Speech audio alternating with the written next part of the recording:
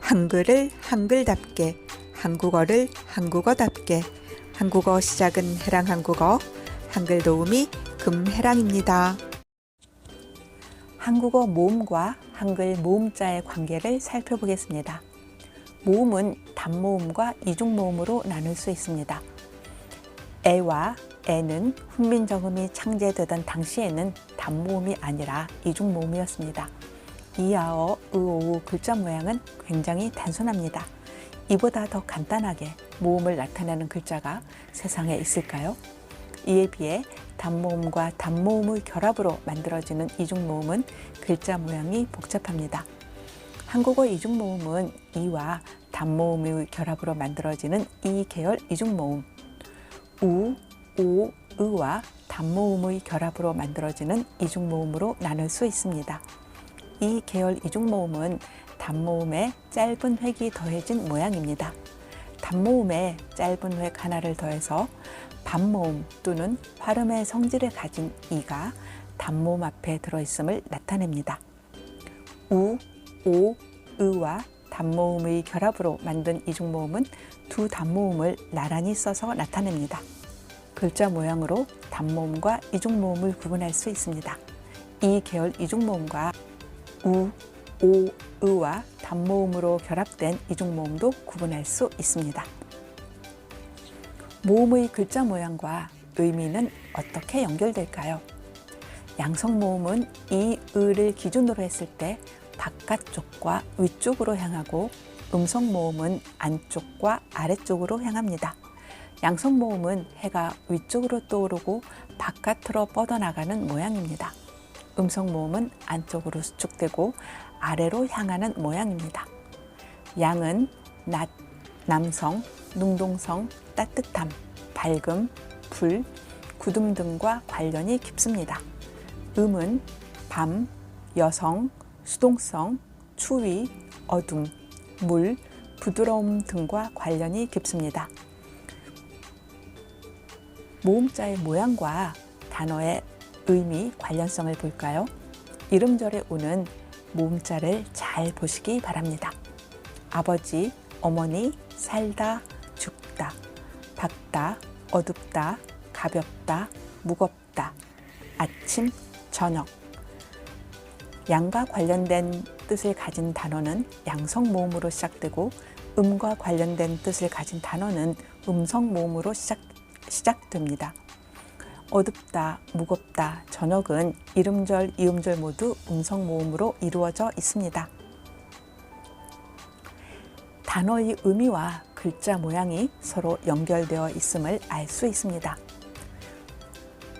의성어, 의태어, 동사, 형용사의 의미와 모음자 모양의 관계를 보겠습니다.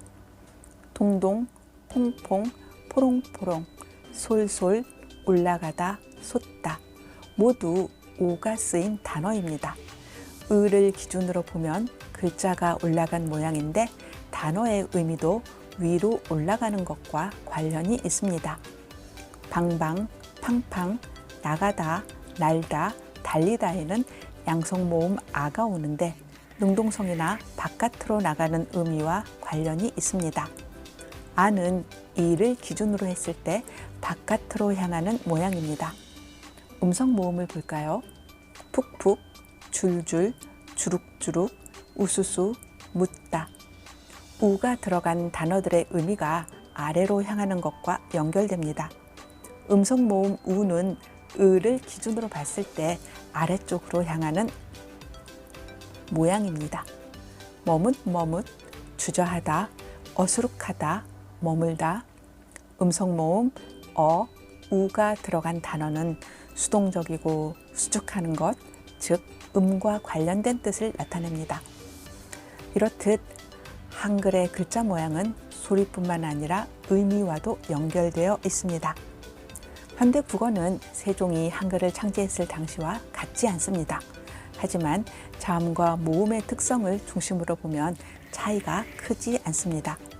한글 빅뱅에서 아침에 아, 어두워 올려요 오, 울어요 우를 통해 단모음을 쉽게 가르칠 수 있었던 것은 한글 모음자가 음양 원리를 바탕으로 뜻과 소리를 담고 있기 때문입니다. 한글은 의미를 나타내는 포유 문자가 아닙니다. 그런데 표음 문자로 창제된 한글이 표의 문자처럼 단어의 뜻을 담고 있습니다. 이것은 그저 몇몇 단어에서만 보이는 우연일까요? 한글이 천지 자연의 이치, 음양오행의 원리를 바탕으로 만들어진 결과가 아닐까요? 소리는 보이지 않습니다. 하지만 문자는 볼 수 있습니다. 세종은 보이지 않는 소리, 그리고 그 소리에 담긴 의미까지 담아서 소리와 의미가 보이는 문자, 한글을 창제했습니다.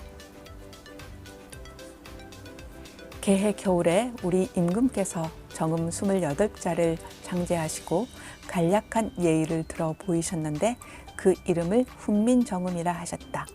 형상을 모방하여 글자는 옛 전자와 비슷하고 소리를 따라 만든 음은 실조에 어울리니 천지인 삼재의 뜻과 음양의 묘함이 다 들어있지 않음이 없다.